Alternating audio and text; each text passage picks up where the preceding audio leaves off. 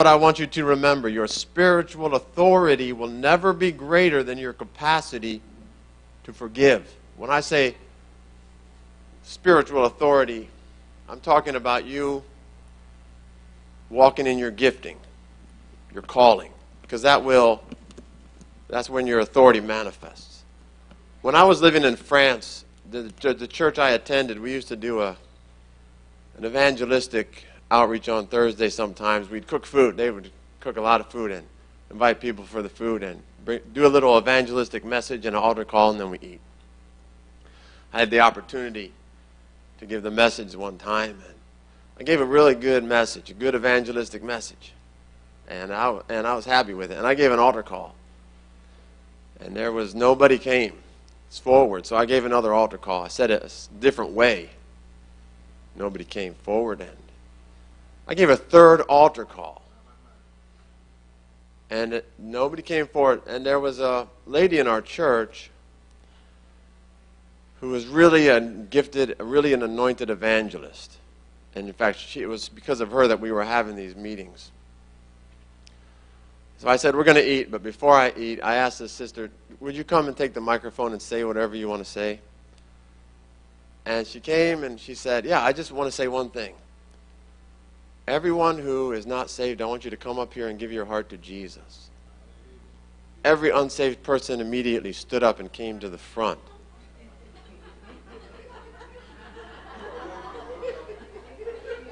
And that is what I mean by spiritual authority. See, I was in a situation where I did not have the spiritual authority, but at least I knew who had it. I had some wisdom. And because I could have said that. I was thinking to myself, I could have said that. And I said it 3 different ways.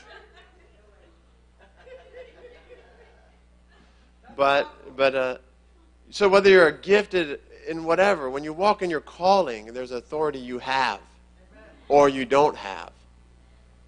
But your spiritual authority will never be greater than your capacity to forgive. Another way of saying that is unforgiveness can keep you from walking in the fullness of your calling, and that's not what you want.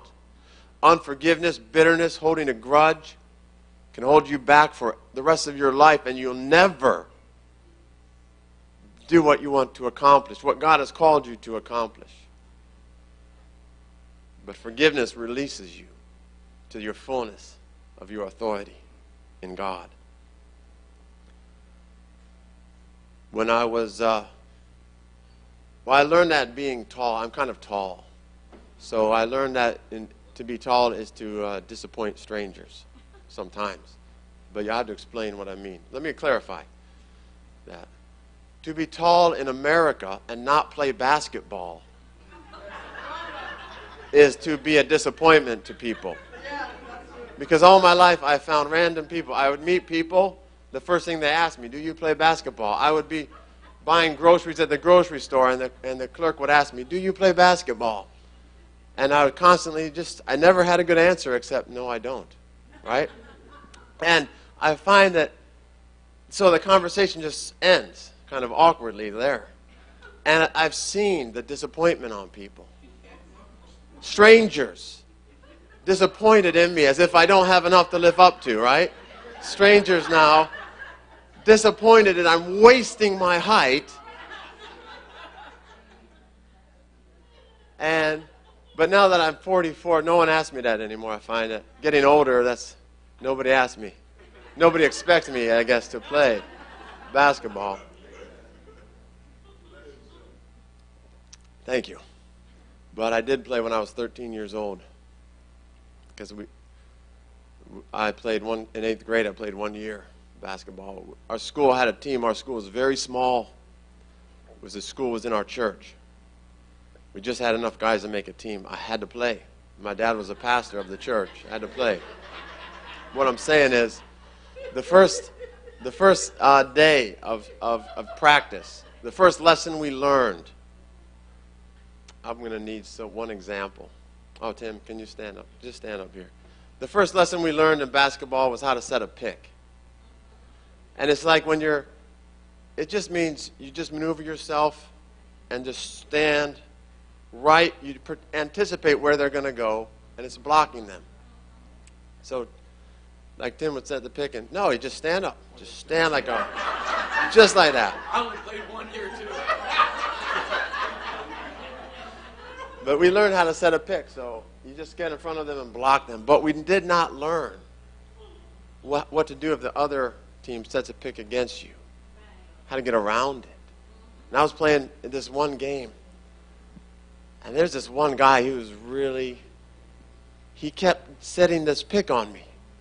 He kept blocking me. Every time I want to get down, we had the ball, we were going to the basket, and boom, I'd run right into this brick wall, and by the time I got around him, it's too late. I can't help my team. I was getting so frustrated with this guy. Okay, thank you, you can sit down. And I wanted to knock him over, which would be a foul on me. But, he was dominating me. I never got down court. I never helped my team. The coach took me out of the game, and I sat on the bench the rest of the game.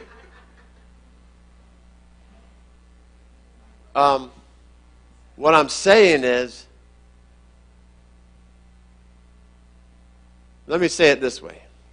Let me go on 2 Corinthians.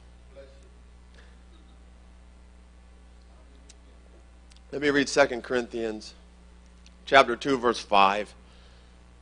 Now, if anyone has caused pain, now Paul is talking about a situation. There was a church discipline, and now he's trying to clean up, bring restoration and forgiveness after discipline has been administered. And so he says, if anyone has caused pain, he has caused it not to me, but in some measure, not to put it too severely, to all of you. For such a one, the punishment by the majority is enough. So you should rather turn to forgive and comfort him, or he may be overwhelmed by excessive sorrow. So I beg you to reaffirm your love for him, for this is why I wrote, that I might test you and know whether you are obedient in everything. Anyone whom you forgive, I also forgive. And what I have forgiven if I have forgiven anything. What I have forgiven, if I have forgiven anything, has been for your sake in the presence of Christ, so that we would not be outwitted by Satan, for we are not ignorant of his designs. That means we know his strategies. We know what Satan does, and we forgive and forgive and forgive so that, stand up again, so that we know what the devil's going to set the pick against you. And you know what it is. One of his designs is unforgiveness. You've got to know, or for the rest of your life, you're going to be running into that same wall. And you want to get there. You want to score. You want to fulfill your calling. You won't get there. You'll be hitting that same brick wall, and it's you. It's unforgiveness. It's offense. You got to say, I know what he's going to do. I'm going to round him. I'm going to slam that dunk. I'm going to dunk that ball. Thank you, Tim. We're not ignorant that the devil will use unforgiveness against you. And the message, I believe this is the message that God gave me this morning. Because I believe there are people who are stuck at that spot in their life. And they keep hitting the same block every time, and it's unforgiveness. And if it's not the message for you, maybe in the future, it will be. We all have to be really good at forgiving. I want to tell you a parable now. This is not a true story. I'm not talking about a real church, but in a parable, we'll say there was a church called Mega Church. Big church. And this church was pastored by Mega Pastor. Mega Pastor was a popular, big pastor. There was also an associate pastor. His name was Associate Pastor. It's a parable. And he was also anointed. And you know what happened? The mega pastor began to be jealous of the associate pastor. And he began to feel threatened. And he tried to ruin that man's life. He ruined his ministry, tried to. Associate pastor had to leave that church. It caused such a stress on his family, he was separated from his wife. And he thought his ministry was over, the associate pastor. But he did start another church, and he found 400 people. Wow. No, but the church, this is what it was. 400 people who had also had a bad experience at megachurch. And they all were a little bit bitter. They all had a grudge against megapastor. And he had this was his church now. And people looked at that and said, this is doomed. You have 400 people, that sounds good, but it's 400 bitter, grudge-holding, hurt, angry people. You can't make this church work. But what did associate pastor do? He made it work by forgiveness and forgiveness and forgiveness. He forgave and he forgave and he forgave and he forgave. And he kept going. And he would not allow himself to get stuck at that block. He said, I have a calling and I'm going to fulfill it and I'm going to get to that goal and I'm going to get around this pick. I know the devices of Satan. I'm going to forgive and I'm going to forgive and I'm going to forgive. One day, megapastor died. Associate pastor became the pastor of megachurch, and he took his church of 400, and he said, we're all going back and rejoin megachurch, and it was bigger than ever, and it became super megachurch.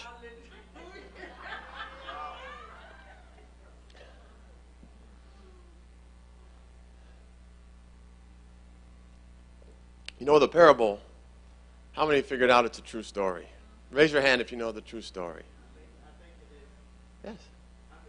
Who? Who's the associate pastor in my parable? Jackie. Who do you think it is? It's in the Bible. It's in the Old Testament. It's King David. This is a story of King David, right? Saul is mega pastor, and then David is associate pastor. Listen, you got it. It's well, turn with me in your Bible to 1 Samuel. Hallelujah. Praise God.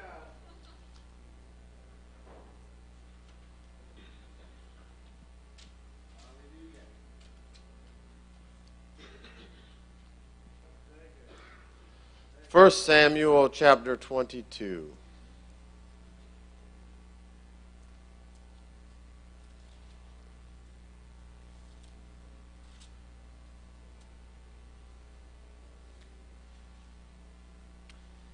The beginning of 1 Samuel chapter 22.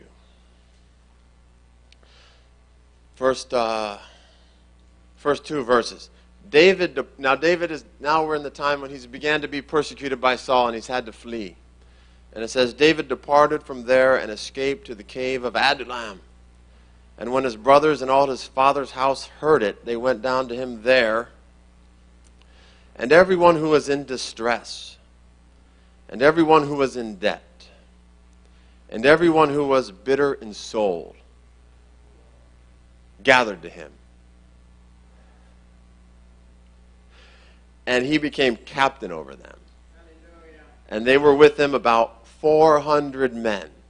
So it's good that he's captain of 400 men, but they were bitter in soul. I'm reading the ESV. I don't even know. What does King James say? If anyone knows, tell me. Also, the footnote says they were discontented. What does it say in NIV? Discontented. They had a grudge. They had a reason to be. I mean, it's not just for any reason they joined David. They didn't like Saul. They hated Saul. They had a reason to hate him. They had a grudge against him. It's not the kind of people you want to be surrounded with. Now, I heard a great message about these 400 here years ago, right here at the camp, and how these 400, they began in debt and in distress, But they stuck with David. They stuck with God's anointed. And when he became king, they became millionaires, multimillionaires.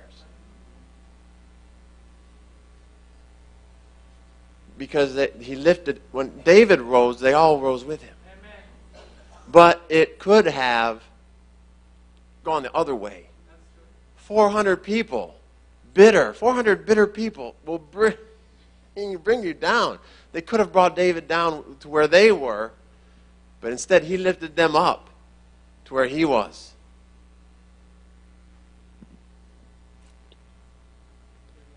But it could have gone the other way, and for many people, they would have become bitter. Many people going through what David went through, all that he went through, all that he suffered. So turn a few chapters now that we're in 1 Samuel. We're going to look at this story about, I'm going to read a bit of this, chapter 25 actually, so that we get the story. We're reminded of what happened. What we're going to look at is really Abigail, this wise woman, and Abigail. And she did something very wise. But before we do that, we're going to remind ourselves the whole background about her husband. I heard another message about Abigail and based on this chapter. And the whole message was, how did this woman end up married to this man? It was a good message. And the point was, be careful what you do. It can affect your entire life. So we have here Abigail, a very wise, noble woman, and she's married to a fool, to a jerk, to Nabal. So 1 Samuel. I'm going to read a lot of this, so let me just tell you the story. And Samuel died, and all Israel assembled and mourned for him, and they buried him in his house at Ramah. Then David rose, went down to the wilderness of Paran. Now Samuel dying, that's significant. Because David that's the man who anointed David. That was probably the greatest influence on his life for good. And he died. David had 400 bitter men, but he had one Samuel. And Samuel died.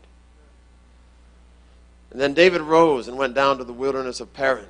And there was a man in Maon whose business was in Carmel. The man was very rich. He had 3,000 sheep and 1,000 goats, and he was shearing his sheep in Carmel. Now the name of the man was Nabal, and the name of his wife Abigail. The woman was discerning and beautiful, but the man was harsh and badly behaved. He was a Calebite. So how did she end up with this guy? That's another message. Yeah, I know. She had no choice. It's arranged marriage in those days. But she overcame with her wisdom. And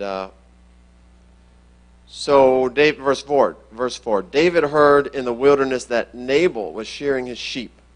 So David sent 10 young men, and David said to the young man, go up to Carmel and to Nabal, and greet him in my name. Thus you shall greet him. Peace be to you, and peace be to your house, and peace be to all that you have. I hear that you have shearers, that your shepherds have been with us. We did them no harm, and they missed nothing all the time they were in Carmel. Ask your young men, and they will tell you. Therefore let my young men find favor in your eyes, for we come on a feast today. Please give whatever you have at hand to your servants and to your son David. When David's young men came, they said all of this to Nabal in the name of David, and then they waited. And Nabal answered David's servants, who is David? Who is the son of Jesse? There are many servants these days who are breaking away from their masters. Shall I take my bread and my water and my meat that I have killed for my shearers and give it to men who come from, I don't know where? So David's young men turned away and came back and told him all this. And David said to his men, every man strap on his sword. And every man of them strapped on his sword. David also strapped on his sword. And about 400 men went up with David, while 200 remained with the baggage. But one of the young men, so David's mad. He's just going to kill everybody. Watch. It don't take 400 men to kill one man. They're going to kill everybody. But one of the young men told Abigail, Nabal's wife, behold, David sent messengers out of the wilderness to greet our master, and he railed at them. Yet the men were very good to us, and we suffered no harm, and we did not miss anything when they were in the fields, as long as we went with them.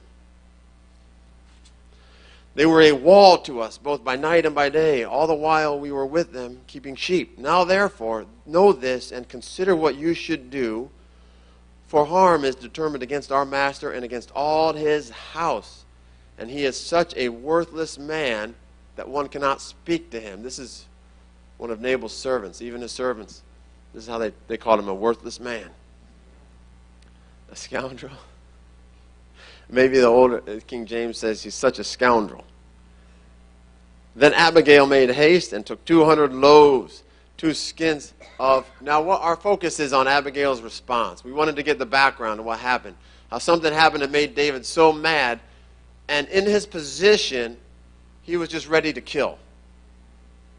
Samuel had died. He had been with these 400 bitter men. He's now acting like a warlord, doing what warlords do when they're offended. But the problem is he's called to be king. And he needs to act like king, but he's not acting like a king. Because he's responding to his present circumstances, not his future calling. And Abigail, we're really going to focus on her response. Verse 23, when Abigail saw David, she hurried.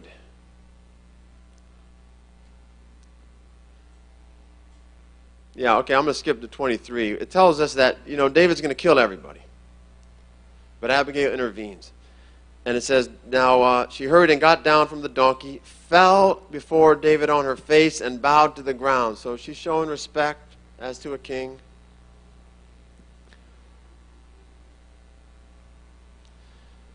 And she says, she brings gifts. It says that she brought her a lot of food, and raisins, cakes. It explained that. I skipped that part. But she gave him a lot of gifts, and she respected him and honored him. And then she says this. Verse 24, on me alone, my Lord, be the guilt. Please let your servant speak in your ears and hear the words of your servant. Let not my Lord regard this worthless fellow Nabal. For as is his name is, so he is. Nabal is his name, and folly is with him. But I, your servant, I did not see the young men of my Lord, whom you sent. Now then, my Lord, as the Lord lives, and as your soul lives, because the Lord has restrained you from blood guilt and from saving with your own hand, now then, let your enemies and those who seek to do evil to my Lord be as Nabal. And now let this present that your servant has brought to my Lord be given to the young men who follow my Lord. Please forgive. She's working up to this and she gets there. Please forgive. Now, she started with because. She's a very wise woman. She did not read the latest books on psychology of influence that tell us the truth that because is one of the most influential words you can use. You start with because and you can change a person's mind. She did it. But then she gets to her point. Please forgive. All the gifts, all the food, all the honor, the bowing down was for her to say, David, forgive. Please forgive the trespass of your servant. And then she points him to his future. He had lost sight of his future, his calling, the goal. He's stuck at the block, the basketball. To use the basketball analogy, he's not even trying to get to the basket anymore. He's just mad at this guy who's setting a pick against him and wants to knock him over. And if he keeps up, he's going to get taken out of the game and sit on the bench, just like I did in that game, and God will raise up another king. It's not a basketball game. It's life. It's your calling. You get around that guy. You go down to the court. You slam that basketball. You do what God called you to do. Don't lose sight of your future, or you will wind up in bitterness and sitting on a bench watching other people do what God called you to do. This is the danger of unforgiveness. And this is right at the point where David was. He could not see his future anymore. He was responding to his present circumstances, doing what was right in the context of his present, but not what was right in the context of his calling and his future. So Abigail said this: please forgive, because the Lord will certainly make my Lord a sure house.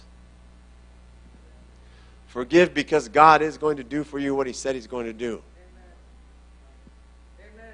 Forgive because God is going to fulfill your calling and give you a spiritual authority to walk in.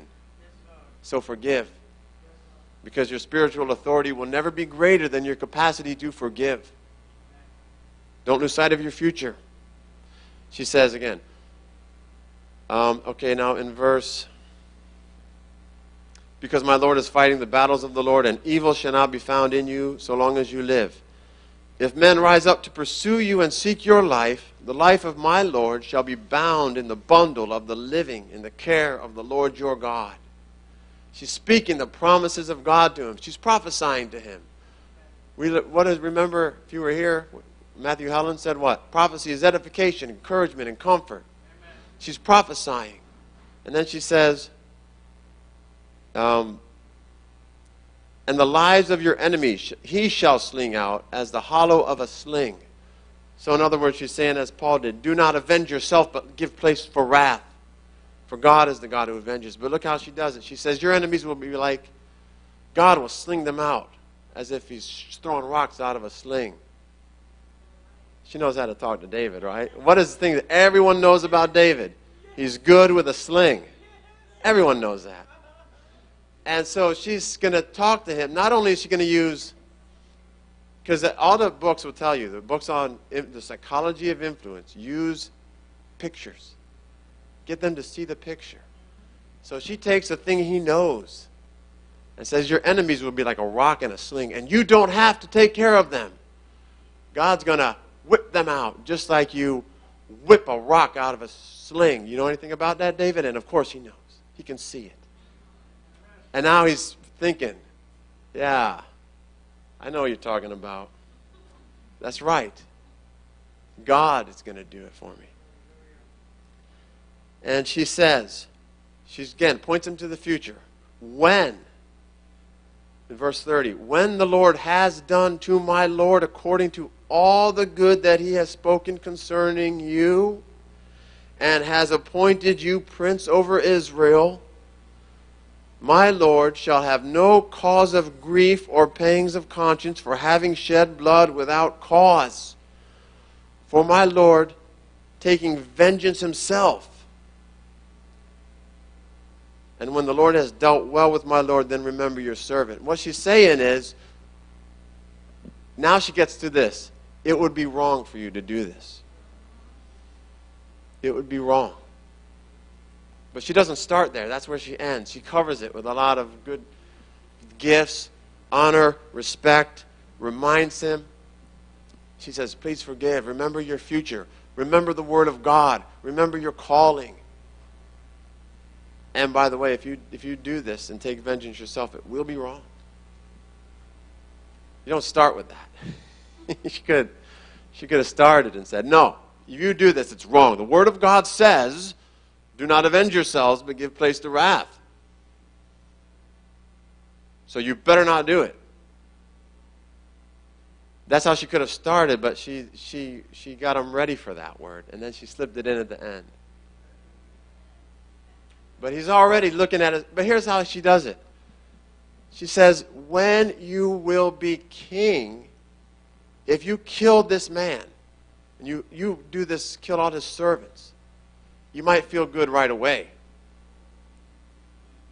But when you will be king, you will look back and you will realize how wrong, you'll see it in a different way when you're king. Because kings are called to a different standard. And so what she's saying is you might as well live now according to the standard you're called to, because it will happen. Walk now in the standard of your highest calling and you will get there. Amen.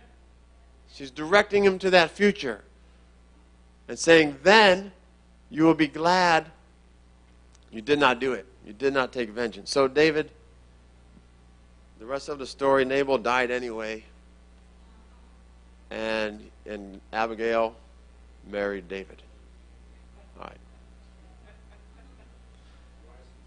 Now, just real quick, we're going to look at 1 Samuel 30. And I think that Abigail has been having some influence on David now that they're married. Because something really bad happened to David. The Philistines came and captured Abigail. They captured everyone's wife and children and everything. And then these 400 bitter men, they said, they're going to talk about killing David now. And instead of going down to their level, he says he encouraged himself in the Lord.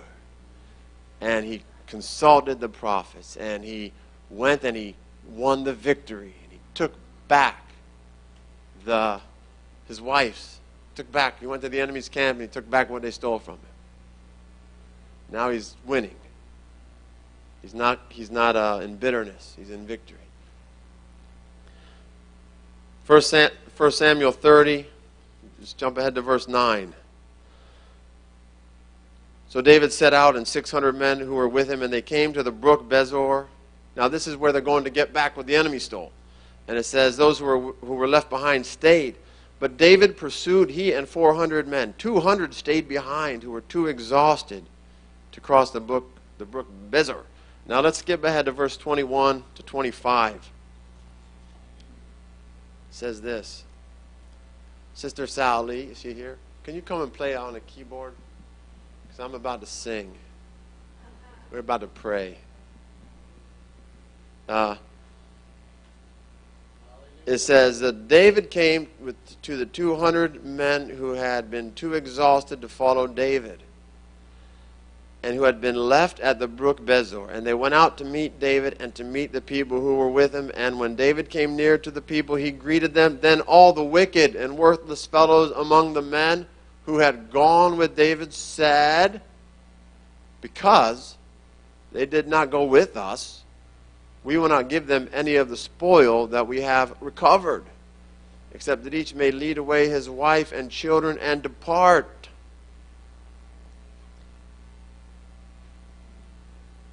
I'm doing more work than they are. Is in other words what they're saying. I work harder than them. I should get more. Let them go. They're not working as hard as I. They're not doing as much as me. I should get more. And it's not fair. I risked my life for you, David. They sat here while I risked my life. I'm keeping the money. This is what they're saying. They're still bitter. Still getting grudges. David said he did not come down to their level. Now he is thinking about his future. He said, no, if I agree with you now, what kind of king would that make me? I'm going to be king. He's thinking, I'm going to be king. I got to start acting like a king. And he said this in verse 23, you shall not do so, my brothers, with what the Lord has given us. He has preserved us and given into our hand the band that came against us. Who would listen to you in this matter? For as his share is who goes down to the battle, so shall his share be who stays with the baggage. They shall all share alike. And he made it a statute and a rule for Israel from that day forward to this day. Nothing has changed in his life. He's still just a warlord in charge of several hundred people. He's still persecuted. He's still chased. But now he's setting the rules for the kingdom. He's acting like the king. He's saying, this is the way it's going to be in my kingdom. And we're going to have grace, and we're going to be noble, we're going to forgive, we're not going to be bitter, we're not going to hold a grudge, because bitterness is not going to be part of my kingdom and my rule. And when he's walking in it, it was within days that Saul died and he became king. But before he became king, he was already acting like the king. He was already making the statutes and the rules for his kingdom. Amen. You are going to come into your kingdom like never before. Play something in. Oh, what did we say? We did let forgiveness flow. We're going to sing Let Forgiveness Flow. We did it a few weeks ago. You are going to come into your kingdom. You're going to walk in spiritual authority that God has called you to. Like never before. And you have a calling to fulfill. And you are not unaware of the strategies of the devil. And we're going to have a forgiveness altar call. We're going to deal with unforgiveness. So we're going to go forward, not sit on the bench, not waste our time. We're getting in the game. We're getting to the goal that God called us to. Determine today that unforgiveness is your enemy and you're going to deal with it right away. The end of Hebrews, it says, watch out lest any root of bitterness springing up defile many. But he said it's a root of bitterness that springs up, and it doesn't just defile you, it defiles those around you. You poison your atmosphere if you have a root of bitterness, but you pull it up at the root with forgiveness.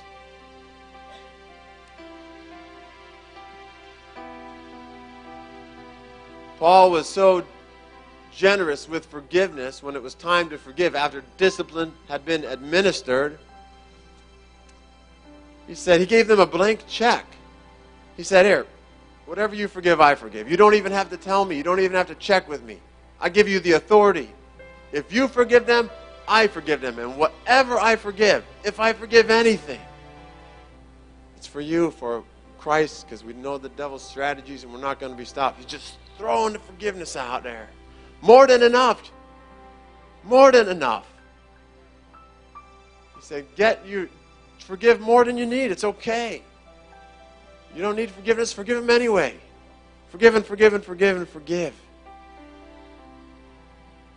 And the devil will not hold you back. Your spiritual authority will never be greater than your capacity to forgive. And you are called to a spiritual authority. It's going to look different according to your calling. But when you know your calling, when you see your future and you walk in it, you will walk in a greater level of authority. Spiritual authority. Great authority. But your spiritual authority will never be greater than what? Your capacity to forgive. Forgiveness. I want to ask you to stand up.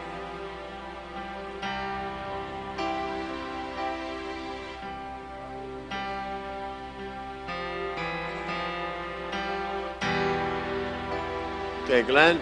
You stand by because I'm going to give an altar call, and if no one comes up, I'm going to ask you to give the altar call.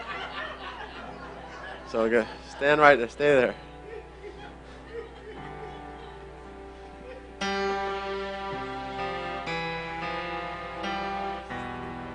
Okay, let's see. Because it's a hard altar call. You have to admit to holding grudge. That you've tried to forgive. You forgive a little and you tell yourself, oh, I'm done, I did it. But then that anger flares up again. Okay, if you know what I'm talking about, come to the altar right now. You want to move forward and you feel